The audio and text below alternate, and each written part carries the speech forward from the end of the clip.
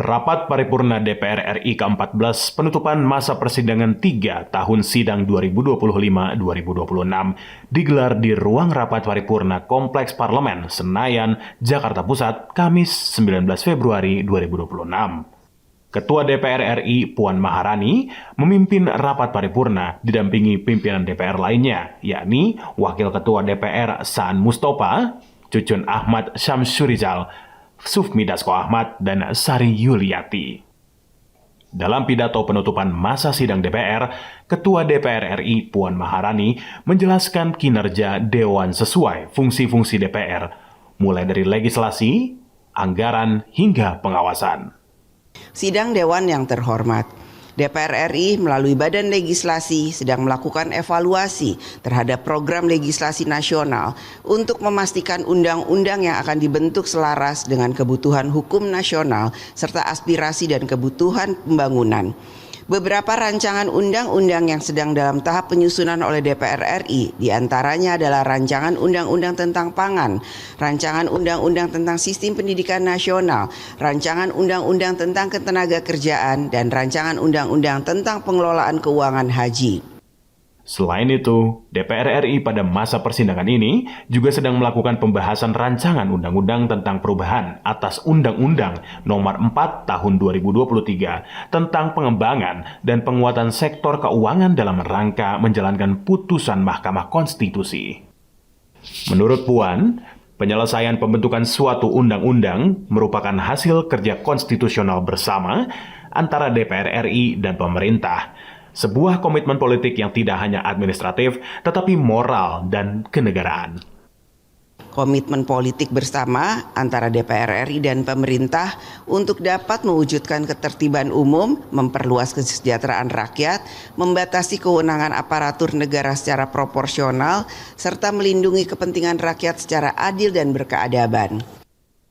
Sementara, dalam fungsi anggaran, Puan mengatakan alat kelengkapan DPR RI, komisi dan badan terkait bersama mitra kerja telah membahas evaluasi terhadap pelaksanaan APBN tahun anggaran 2025. Puan mengingatkan, kebijakan fiskal tahun anggaran 2026 difokuskan pada perwujudan kedaulatan pangan, energi, dan ekonomi menuju Indonesia tangguh, mandiri, dan sejahtera. Evaluasi tersebut bukanlah sekedar catatan, melainkan menjadi bahan perbaikan kinerja ke depan untuk pengelolaan keuangan negara yang semakin baik. Kebijakan fiskal tahun anggaran 2026 difokuskan pada perwujudan kedaulatan pangan, energi, dan ekonomi menuju Indonesia tangguh, mandiri, dan sejahtera. Pelaksanaan APBN tahun anggaran 2026 harus dapat menjawab kebutuhan masyarakat, meningkatkan kualitas pelayanan publik, serta mempercepat pembangunan sehingga manfaatnya dapat dirasakan oleh rakyat. Pada masa persidangan ini, Puan juga menyebut DPR RI bersama pemerintah telah melakukan pembahasan terkait permasalahan penonaktifan BPJS penerima bantuan iuran, PBI, dan menghasilkan kesepakatan. Kesepakatan tersebut yakni agar pemerintah memaksimalkan anggaran yang sudah dialokasikan dalam APBN secara tepat sasaran dengan data yang akurat. Pemerintah juga diminta melakukan pengecekan dan pemutakhiran desil dengan data pembanding terbaru. Dalam jangka waktu 3 bulan ke depan, seluruh layanan kesehatan tetap untuk dilayani dan iuran penerima bantuan dibayarkan oleh pemerintah. Ketua DPR RI Puan Maharani juga menegaskan DPR mengawal berbagai isu strategis, mulai dari perlindungan WNI di luar negeri, kesehatan mental dan perlindungan anak, hingga evaluasi kebijakan tanah terlantar dan pelayanan publik di wilayah perbatasan, serta daerah terdampak bencana. DPR juga memberi perhatian pada modernisasi alutsista kesiapan sensus ekonomi 2026, insentif petani, penguatan ekosistem digital, reformasi bea cukai, kebijakan batu bara, pasar modal, dan kesejahteraan guru madrasah swasta. Terkait persiapan Haji 2026 atau 1447 Hijriah, DPR menekankan peningkatan kualitas layanan jemaah, termasuk akomodasi konsumsi, transportasi, dan kesehatan di Arafah, Muzdalifah, dan Mina, serta mitigasi keadaan darurat.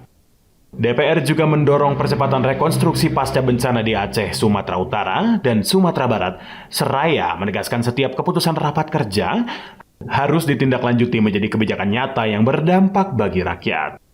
Setiap keputusan rapat kerja antara DPR RI dan pemerintah bukanlah sekedar kesepakatan administratif, melainkan mandat konstitusional yang harus ditindaklanjuti secara nyata. Keputusan tidak berhenti sebagai dokumen, tetapi menjadi kebijakan yang berdampak bagi rakyat.